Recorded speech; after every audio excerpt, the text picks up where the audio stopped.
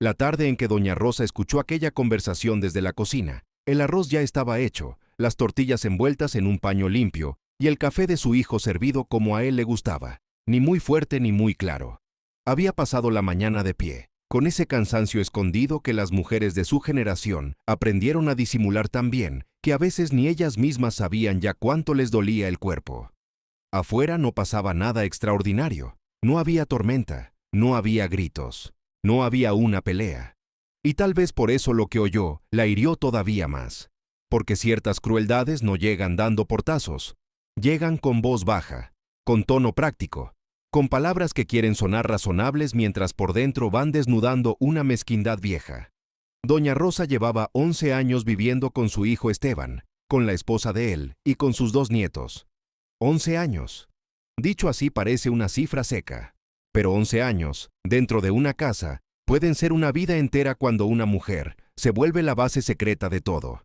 Ella no figuraba en las decisiones grandes, no era la que elegía muebles, no era la que mandaba en nada, pero era la que sostenía el día, la que se levantaba antes que todos, la que sabía dónde estaba cada cosa, la que recordaba las citas médicas, los uniformes, los recibos, los jarabes, los cumpleaños, las llaves, la que notaba una fiebre antes que nadie, la que veía una tristeza pequeña en la cara de un nieto y se sentaba a tiempo.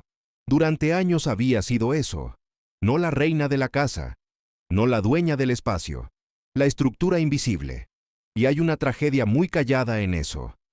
Porque cuando una mujer sostiene demasiado tiempo la vida de otro sin quejarse, sin cobrar, sin pedir, termina corriendo un riesgo terrible, que la amen menos por quien es y más por todo lo que evita. Doña Rosa había llegado allí después de enviudar. Su casa era modesta, pero era suya. Tenía una ventana pequeña con macetas, un mantel viejo que solo ella sabía lavar sin dañarlo, y una silla junto a la puerta donde le gustaba sentarse al atardecer. Pensaba terminar sus años en paz, con sus rezos, sus plantas y una rutina pequeña. Pero a veces la vida les cambia el rumbo a las madres, justo cuando creen que ya cumplieron. Esteban perdió el empleo, llegaron deudas, el alquiler se volvió imposible, la nuera lloraba cada 2 por 3. Los niños eran pequeños, y doña Rosa hizo lo que tantas mujeres hacen sin anunciarlo como sacrificio. Abrió la puerta, llevó sus ahorros, guardó su vida en 2 maletas y dijo que sería por unos meses. Solo unos meses. ¡Qué frase tan peligrosa! Porque hay decisiones que entran a una casa como visita y acaban quedándose como destino. Al principio hubo cariño. Claro que sí.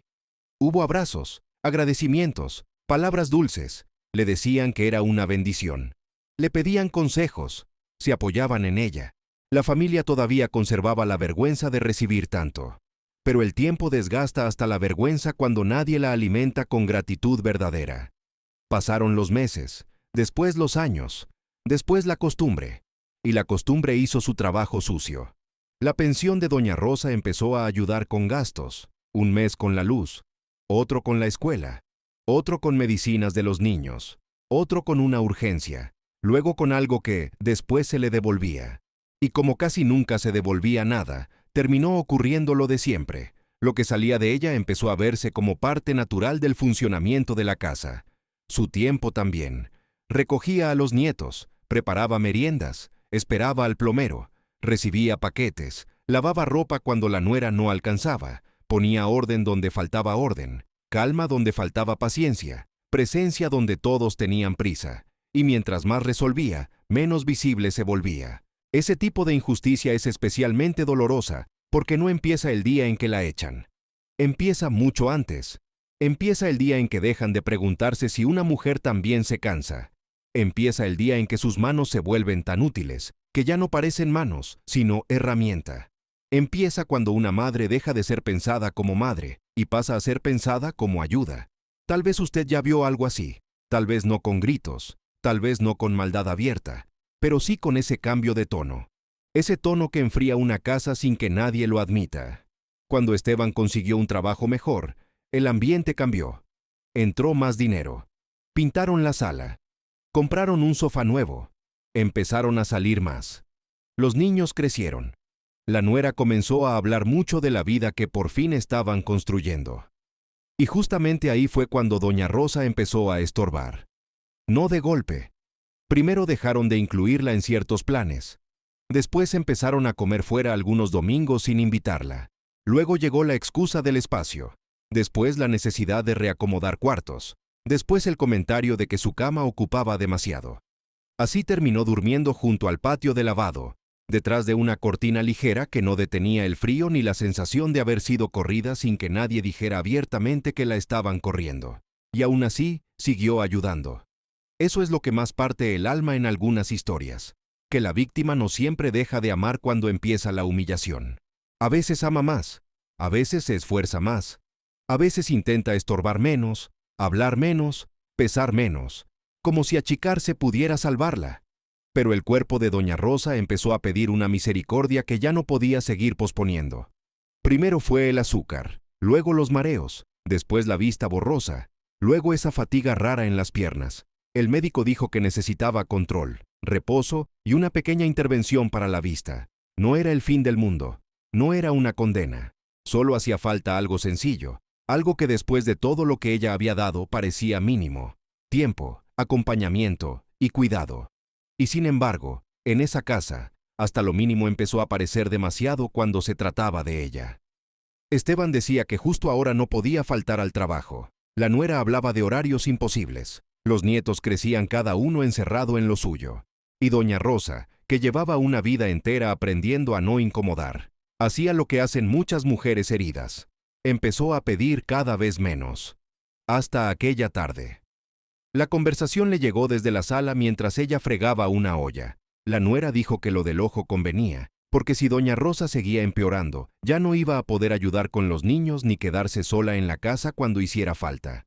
Esteban respondió que sí, pero que tampoco podían seguir dependiendo de ella para siempre. Hasta ahí ya dolía, pero todavía no era lo peor. Luego vino la idea del hogar, dicha casi con alivio, como solución, como acomodo. Y cuando doña Rosa creyó que ya había escuchado suficiente, oyó la frase que le cambió la manera de mirar a su propia familia. Si la llevaban a un hogar, lo mejor era que la tarjeta de la pensión siguiera quedándose en casa, porque al fin y al cabo ese dinero siempre había ayudado, y perderlo ahora sería un problema. Doña Rosa se quedó inmóvil. Hay frases que no entran primero por el oído, entran por el pecho, porque no solo le estaban diciendo, en secreto, que ya no la querían tan cerca, le estaban diciendo algo peor, que aún lejos seguiría siendo útil si no dejaba de producirles alivio.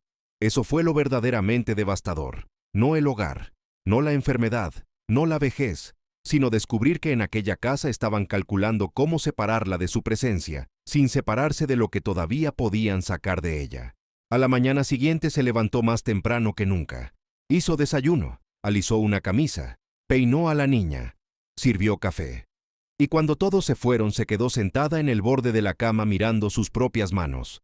Las mismas que habían bañado a Esteban cuando era niño. Las mismas que cosieron botones, frotaron pisos, prepararon sopas, ahorraron monedas, sostuvieron fiebres, secaron lágrimas ajenas. Y por primera vez en mucho tiempo, no lloró solo por tristeza, lloró por claridad. A veces una mujer soporta mucho mientras todavía puede mentirse, pero cuando ya no puede, algo cambia. No siempre grita, no siempre pelea. A veces solo empieza a despertar. Una semana después cayó. Subía una canasta de ropa casi seca cuando el mareo le oscureció el patio. Tocó la pared, quiso afirmarse, pero el pie le falló y terminó en el suelo, con la cadera ardiendo y el aire cortado. Se quedó allí varios segundos, quizá más, sin saber si el dolor venía del golpe o de la humillación. La encontró doña Clara, una vecina que no compartía sangre con ella, pero sí algo que a veces vale más: humanidad. Clara corrió, la cubrió, llamó a la ambulancia y empezó a buscar papeles. Llamó a Esteban. No contestó al principio. Llamó otra vez. Después a la nuera. La respuesta fue la de siempre. Ya iban, enseguida. Solo un momento. Qué situación tan complicada. En el hospital, las cosas se vieron más desnudas. Pidieron un familiar responsable. Esteban apareció tarde. La nuera apenas pudo quedarse. Doña Rosa seguía pidiendo perdón. Pidiendo perdón. Como si haberse roto dentro de una casa que ella había sostenido durante años fuera una descortesía. Y entonces llegó Valeria. Valeria no era la más vistosa de la familia. No era la que más hablaba en reuniones ni la que subía fotos sonrientes. Tenía una vida apretada. poco dinero, sueño atrasado y problemas propios. Pero cuando supo lo de su abuela, dejó todo. La vio pequeña en la cama, más pequeña que nunca. Y algo se le quebró por dentro. Aquella noche fue Valeria quien firmó, quien preguntó por las medicinas, quien acompañó al baño, quien escuchó al médico con la seriedad con que se escucha algo que ya no permite seguir fingiendo. El médico fue claro. La caída no era un accidente aislado. Era el resultado de meses de cansancio, descuido y exigencia impropia para una mujer en su estado. Necesitaba reposo, atención, otra dinámica de vida. Cuidado real, no palabras. Valeria miró a su padre esperando una reacción. Pero vio la misma incomodidad de siempre. Él habló de espacio, de reorganizarse, de ver cómo hacían, de tiempos, de gastos. Nadie habló de la cortina junto al lavadero. Nadie habló de la tarjeta. Nadie habló de la conversación oída. Fue allí donde Valeria entendió que lo más grave no era que la abuela estuviera enferma. Lo más grave era que todos habían terminado viendo como normal una violencia lenta, doméstica, educada. Esa violencia que no deja moretones visibles, pero le roba a una persona su lugar hasta hacerla sentir que molesta por existir. Cuando llegó el alta, Esteban hizo una pregunta que terminó de decirlo todo sin querer. Preguntó por la tarjeta de la pensión. No por el dolor, no por el miedo, no por lo que venía, por la tarjeta. Valeria lo miró, y en ese instante supo que, si dejaba volver a doña Rosa a esa casa, algo dentro de su abuela terminaría de romperse para siempre. Ese fue el primer gran giro de la historia. No porque hubiera escándalo, sino porque alguien, por fin, dijo basta sin levantar la voz. Valeria se llevó a doña Rosa a su pequeño departamento. Era estrecho, sencillo, con muebles modestos y una cocina mínima. No tenía espacio de sobra ni comodidad de sobra, pero tenía algo que faltaba en la casa grande: intención de cuidar.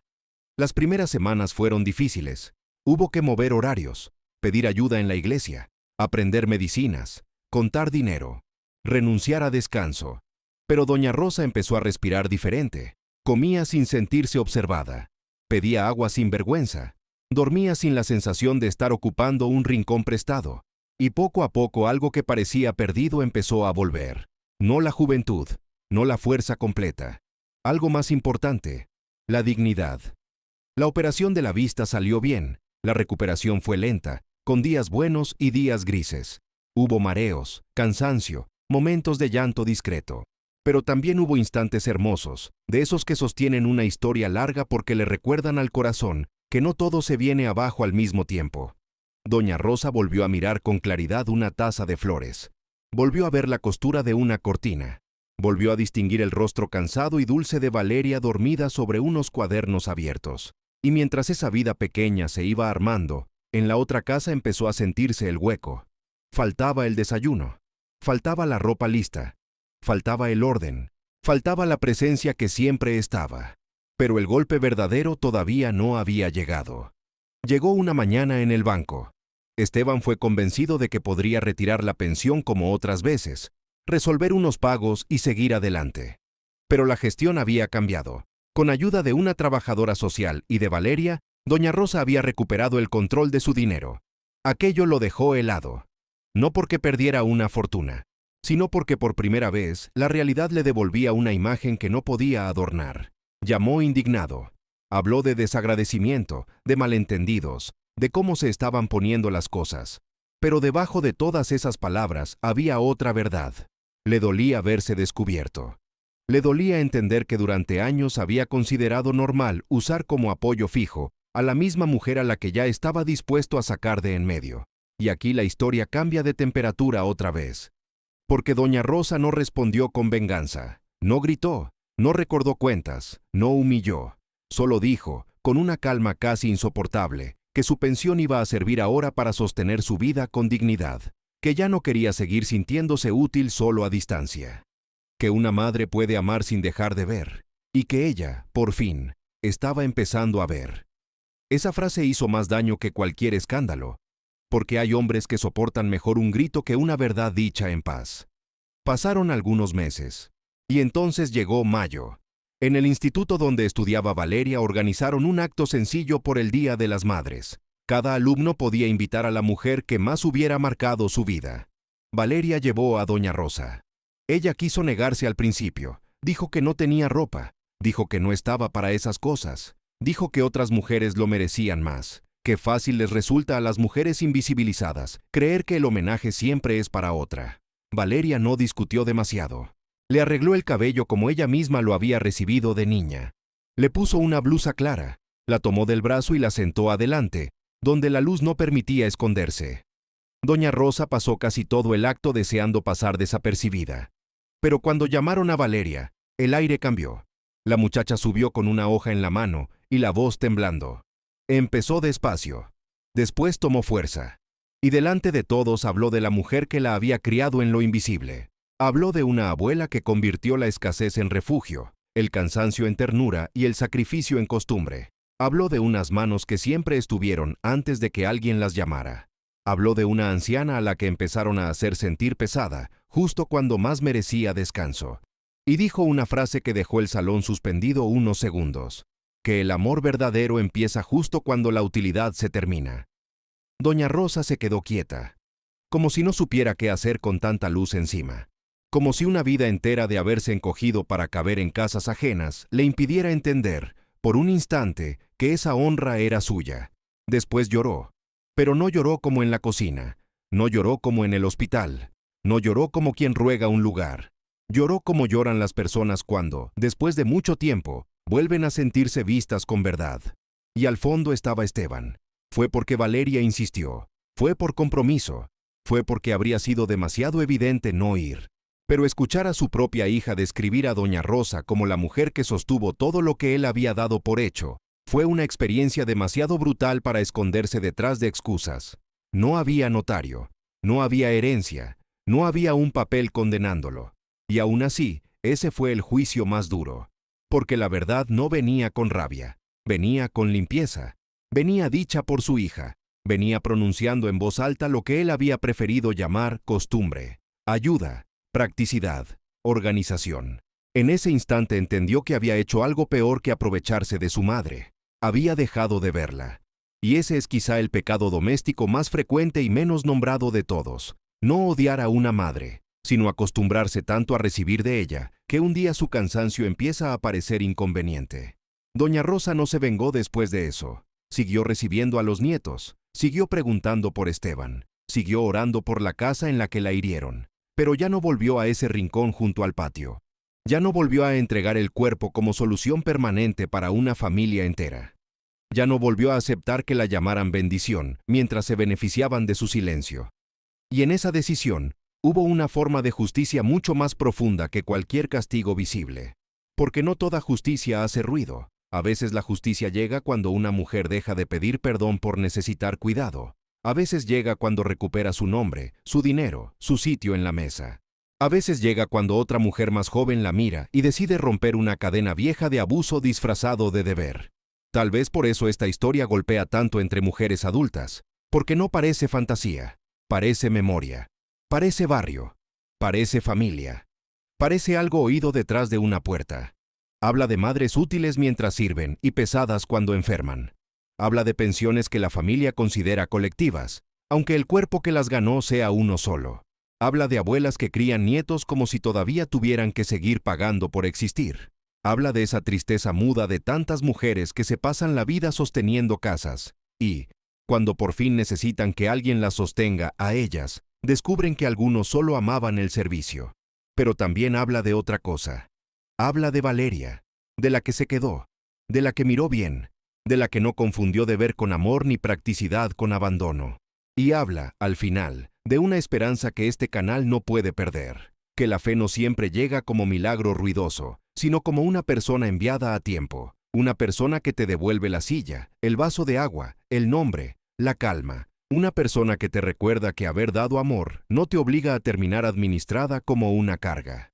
Esa fue la verdadera salvación de doña Rosa, no escapar de la vejez, no borrar el dolor, no recuperar los años entregados, sino descubrir, antes del final, que todavía existía un lugar donde no tenía que ganarse el derecho a ser cuidada. Y quizá, esa sea la frase que queda resonando cuando todo termina. Una madre puede pasar años manteniendo una casa en pie, pero una sola persona que la vea de verdad puede volver a levantarle el alma. CTA final en español.